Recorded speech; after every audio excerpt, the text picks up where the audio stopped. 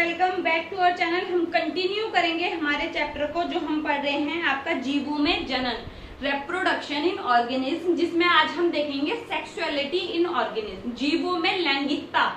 इस बात का मतलब आप समझिए, अब लास्ट वीडियो में हमने बात करा था कि अधिकांशता सामान्यता जो होता है दो अलग अलग जीव क्या करते हैं, युग्मकों का संलयन करते हैं। लेकिन ये बात आपके एनसीईआरटी में साफ साफ लिखी है कि ये स्टेटमेंट हमेशा सही नहीं है। जब भी आप वर्ड यूज करते हैं सामान्यतः, इसका मतलब होता है कि आपका यहाँ पर कहीं ना कहीं कोई अपवाद है, कोई ना कोई ऐसी चीज है जो इस चीज को फॉलो नहीं कर रही है। लेकिन अधिकांश क्या है, जीव की यही चीज शो करते हैं। जैसे एक हुआ नर और एक हुआ मादा, ये नर युग्मकों को बनाएगा, जो जिसका सिंबल ये है, ये मादा युग्मकों को बनाएगा, तब इनका क्या होगा, संलयन होगा, आपस में फ्यूजन होगा। लेकिन कुछ जीव ऐसे भी हैं, कुछ प्लांट्स भी ऐसे हैं, कुछ एनिमल्स भी ऐसे हैं, लोअर एनिमल्स आप बोल सकते हैं, जिनमें क्या होता है, आपको एक ही जीव के अंदर नर जनन अंग भी मिलेंगे, मादा जनन अंग भी मिलेंगे, आपका मेल सेक्सुअल ऑर्गन भी मिलेंगे और आपका फीमेल सेक्स ऑर्गन भी मिलेंगे। दोनों क्या कर, तो फिर वो जीव क्या कर सकता है, नर युग्मकों को भी उत्पन्न कर सकता है, मादा युग्मकों को भी उत्पन्न कर सकता है। तो आप समझिए, इसी चीज को आपने समझना है। बहुत बार ये वर्ड आपको कंफ्यूज करता है। आप देखेंगे, एक बात ध्यान रखना, आपने इंग्लिश में भी इन टर्म्स को याद रखना है। देखिए समझिए, जब आप बात करते हैं एक जीव ऐसा, हम सामान्यता क्या जानते हैं, तो अलग अलग जीव होते हैं, तब क्या बोलेंगे, एक लिंगी, एक लिंगी, एक लिंगी। एक लिंगी का मतलब होता है जीवों में अलग अलग नर है और अलग मादा है। आप अलग अलग उनको देख सकते हैं। जैसे आप अगर एग्जांपल लें, इसका एग्जांपल क्या हो जाएगा, मानव भी इसी का एग्जांपल है। हम क्या है, एक लिंगी है, नर अलग है, मादा अलग है। बहुत सारे मैमल्स, अधिकांश मैमल्स क्या है, शो करते हैं आपका क्या, एक लिंगी होते हैं। एक लिंगी का मतलब होता है कि वो उसमें मादा अलग है और नर अलग है। लेकिन आप देखेंगे यहाँ पर ये जीव जो होते हैं, एक लिंगी जीव नर अलग होगा और उसमें क्या होगा, मादा अलग होगा। लेकिन कुछ जीव ऐसे होते हैं, इसका एग्जांपल आप मानव ले सकते हैं, कॉकरोच ले सकते हैं। कुछ जीव ऐसे होते हैं जो द्विलिंगी होते हैं, द्विलिंगी बाइसेक्सुअल होते हैं। इसका मतलब है यहाँ पर मादा और आपका नर दोनों क्या है, एक ही जीव में उपस्थित है। अब ये प्लांट्स में भी हो सकता है, लोअर एनिमल्स में भी हो सकता है, अलग अलग जीवों में ये चीज पाई जा सकती है। ये क्या है, इसमें द्विलिंगी जीव जो है, मतलब क्या है, वो अलग अलग नहीं होते, वो एक ही जीव में आपको नर जनन अंग भी मिलेंगे, मादा जनन अंग भी मिलेंगे, जिससे क्या है, दोनों को युग्मक पैदा कर सकता है। इसका मतलब आप देख सकते हैं, इनको आप बोलते हैं उभयलिंगी। क्या बोलते हैं, उभयलिंगी। उभयलिंगी, उभयलिंगी का मतलब है आपका मोनोशियस। हमेशा ध्यान रखना है, मोनो का मतलब एक होता है, शियस, जहां पर एक अकेला सेक्सुअल रिप्रोडक्शन कर सकता है, लैंगिक जनन कर सकता है, उसको आप उभयलिंगी बोलते हैं। और वो ऐसा कब कर सकता है, जब उसमें दोनों प्रकार के जनन अंग उपस्थित होते हैं, और वो किसमें होते हैं, द्विलिंगी में होते हैं। और एक होता है डायोशियस। डायोशियस का मतलब होता है दोनों ही आपके जो मेल और फीमेल हैं वो क्या होंगे, अलग अलग होंगे। और ऐसे जीव के कौन से होंगे, एक लिंगी होंगे, मतलब नर अलग होगा और उसकी में मादा अलग होगा। उसी के अंदर, एक ही जीव के अंदर ऐसा नहीं हो सकता है, नर अलग होगा और मादा अलग होगा। जैसे आपको बता रखा है कि इन चीजों में हम देखिए, आप बोलते हैं समथैलिक और विषमथैलिक। आपको दे रखा है समथैलिक और विषमथैलिक। आप अपने शैवाल और कवकों में इन चीज को क्या बोला जाता है, समथैलिक या फिर विषमथैलिक। इस चीज को समझिए, विषमथैलिक।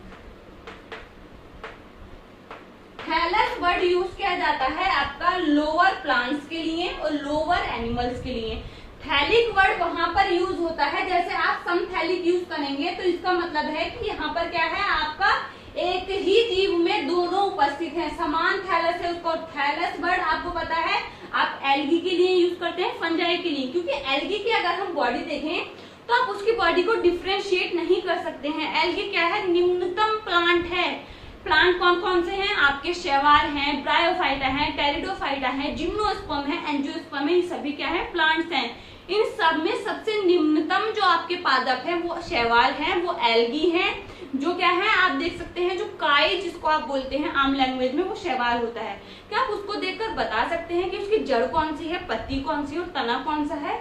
तो उन जीवों को जिनको देखकर हम उनमें डिफ्रेंशिएट नहीं कर सकते, उनको थैलॉइड बोला जाता है। और इनका जो बॉडी का जो संरचना होती है उसको थैलस बोला जाता है। ये चीज ध्यान रखना है। इसलिए एल्गी और उसमें जिसमें मादा और आपका नर एक ही में हो उसको आप समथैलिक बोलेंगे, जबकि अलग अलग होंगे तब उसको क्या बोलेंगे आप विषमथैलिक बोलेंगे। यही चीज आपकी एनसीईआरटी में भी लिखी है। किसी भी बच्चे को ये नहीं लगना चाहिए कि एनसीईआरटी नहीं पढ़ी जा रही है। अब देखिए समझिए, मैं आपको आपकी एनसीईआरटी भी पढ़कर बताती हूँ। लिखा है जीवों में लैंगिकता। सामान्यतः जीवों में लैंगिक जनन के दौरान दो विभिन्न समष्टियों के युग्मकों में युग्मन होता है, लेकिन परंतु यह सदा के लिए सत्य तथ्य नहीं है। ये मैंने आपको बताया है क्यों नहीं है, इसका रीजन क्या है। फिर देखिए आगे पढ़ते हैं। पादप में नर तथा मादा जनन संरचनाएं पाई जाती हैं, परंतु जब एक ही पादप में दोनों नर तथा मादा जनन संरचनाएं पाई जाती हैं तो वह क्या होगा, द्विलिंगी होगा। या पादप के लिए भी ध्यान रखेंगे, जंतुओं के लिए भी ध्यान रखेंगे। अथवा जब वह भिन्न पादपों पर हो एक लिंगी कहलाता है। जब अलग अलग पादप में होंगे तब क्या बोलेंगे, एक लिंगी बोलेंगे। एक पादप में क्या है आपका नर जनन अंग उपस्थित है, दूसरे में मादा जनन अंग उपस्थित है, तो ये क्या होगा आपका अलग अलग में होगा, तब आप एक लिंगी बोलेंगे।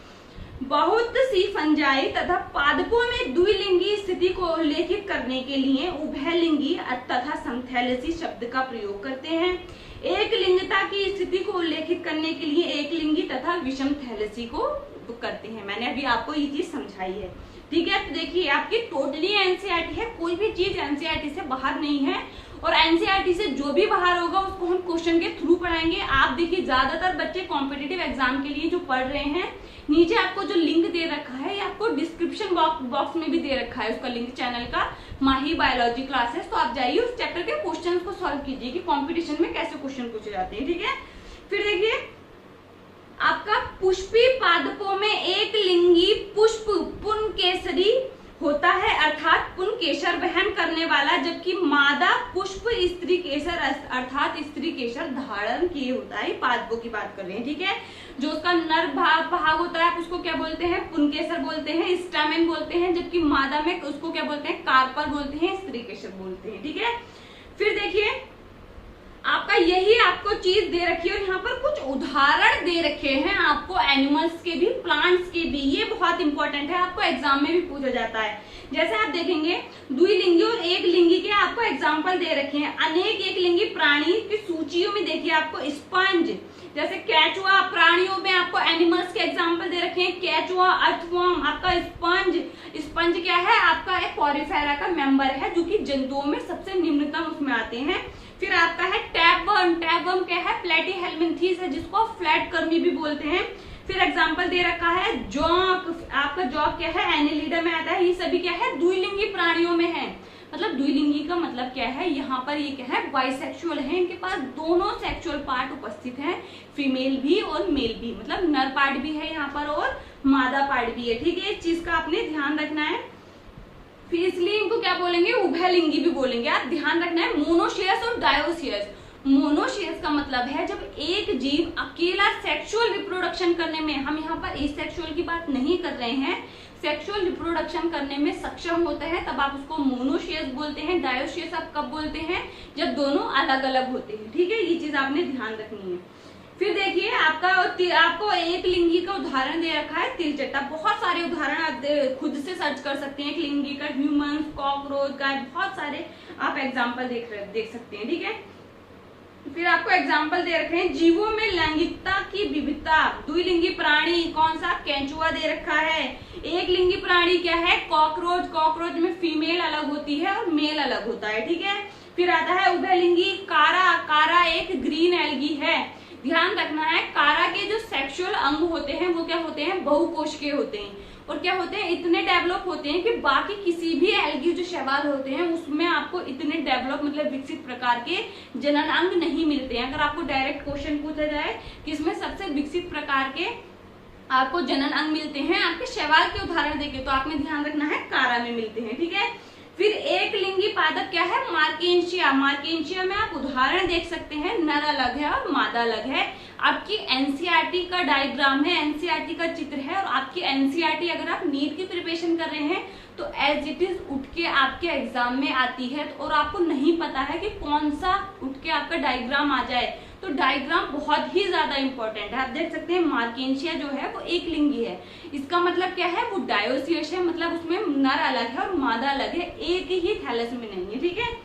फिर देखेंगे द्विलिंगी पुष्प क्या है, शकरकंद आपको दे रखा है। फिर देखिए आप देखेंगे जीवों में, आप देखेंगे जो युग्मक संरचना के दौरान कोशिका का विभाजन होता है, आपने ध्यान रखना है, जब युग्मकों का निर्माण हो रहा होता है, युग्मक की संरचना हो रही है, तब क्या होता है, कोशिका विभाजन होता है। कोशिका विभाजन दो तरीके से होता है, समसूत्री विभाजन और अर्धसूत्री विभाजन। समसूत्री विभाजन आपने ध्यान रखना है, एक आपका बॉडी आप बोल सकते हैं, एक जीव की बॉडी है आगुणित, जिसको आप एन से प्रदर्शित करते हैं, और एक है द्विगुणित, जिसको आप 2n से प्रेजेंट करते हैं। यही क्रोमोसोम का नंबर है। आप देखेंगे जब क्रोमोसोम का एक सेट प्रेजेंट होता है तब n से रिप्रेजेंट करते हैं, दो सेट प्रेजेंट होते हैं 2n से रिप्रेजेंट करते हैं।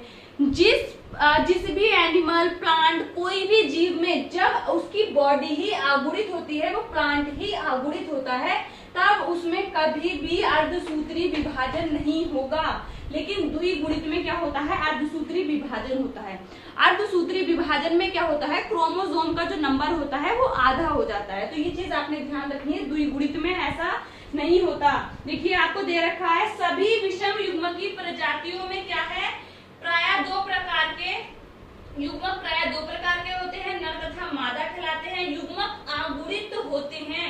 ये जो नर और मादा युग्मक की हम बात कर रहे हैं, इसका कोई भी अपवाद नहीं है, ये क्या है, आगुणित है। मतलब कैसे रिप्रेजेंट करेंगे, एन से रिप्रेजेंट करेंगे। क्रोमोसोम का सेट कितना है, एक ही सेट है, चाहे उनके जनक जिससे वह उत्पन्न हुए हो वह आगुणित है या फिर गुणित है। मैंने आपको बताया ना, आगुणित हो या गुणित हो, जब वो युग्मकों का निर्माण हो रहा है तब क्या है, उसमें युग्मक जो है वो हमेशा आगुणित ही होंगे। लेकिन हम विभाजन को देख सकते हैं कि उसमें कौन सा विभाजन हुआ होगा, ठीक है।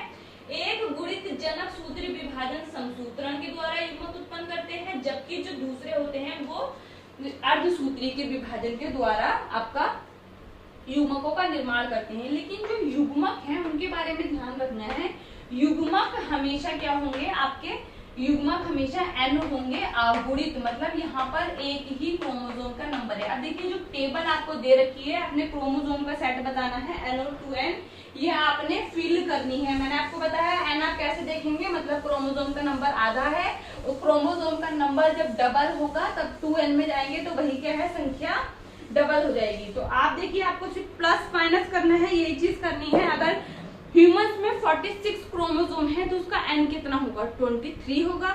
अगर हम 23n है तो फिर 2n कितना होगा, 46 होगा, ठीक है। इसी तरीके से वो टेबल आपने फिल करनी है। कोई भी क्वेश्चन हो नीचे कमेंट बॉक्स में पूछना ना भूलें। मिलते हैं हमारे नेक्स्ट वीडियो में, तब तक के लिए पढ़ते रहिए। Thank you.